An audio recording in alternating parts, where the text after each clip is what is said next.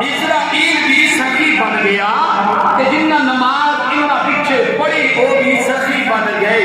حالانکہ کائنات کی رحمت جو دے اندر آ گئی.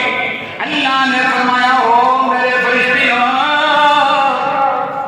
تو ساتھ کمال پر چڑھے آئے تسی بنے تم بنے سخی بن گئے. لیکن اصل سخاوت اثر قسمت میں نیلے چھت کا مالک خالق و مالک رب العالمین. آج جبریل اگر پوری سخاوت کر رہی ہے او میکائیل پوری سخاوت کر رہی ہے او اسرافیل پوری سخاوت کر رہی ہے او اسرائیل تو بھی سخی بن گیا ہے. تے مینوں تسی اپنی سخاوت پہ دکھ رہے ہو میں رب دے سامنے سخی پہ بن رہے ہو.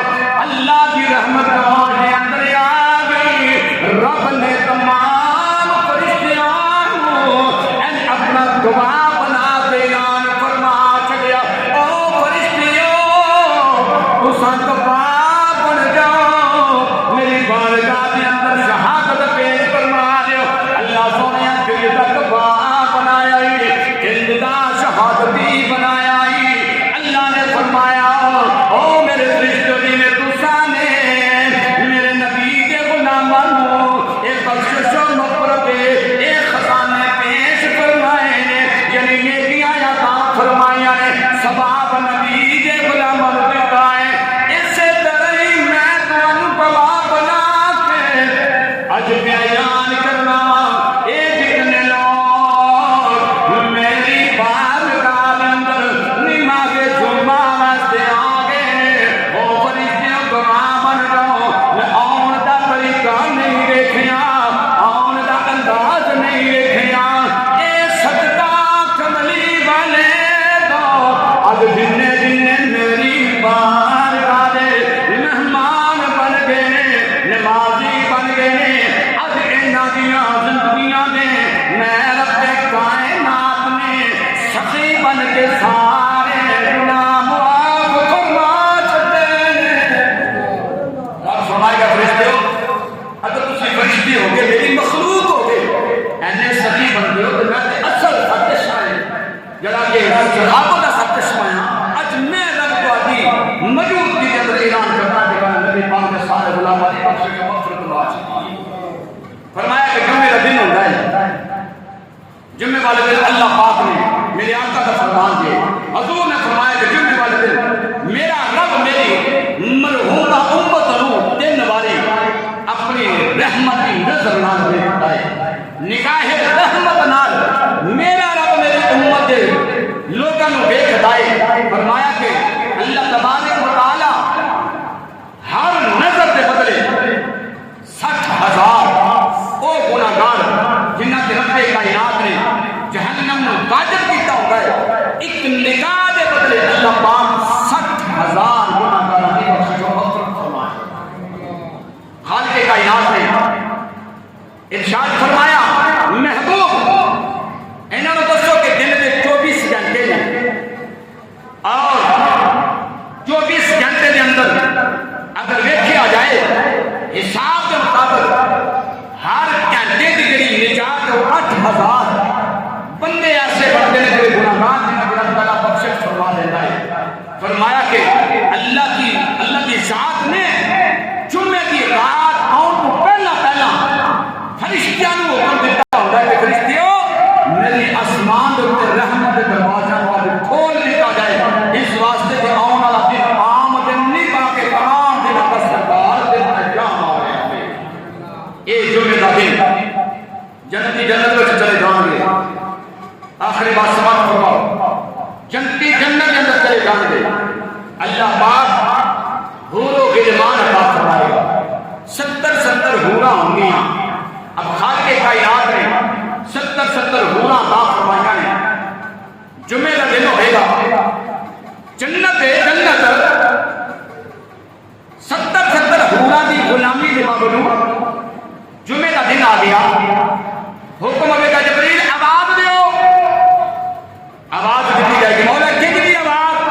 فرمایا کہ پکارو. آواز اے دیو کہ مقصود کائنات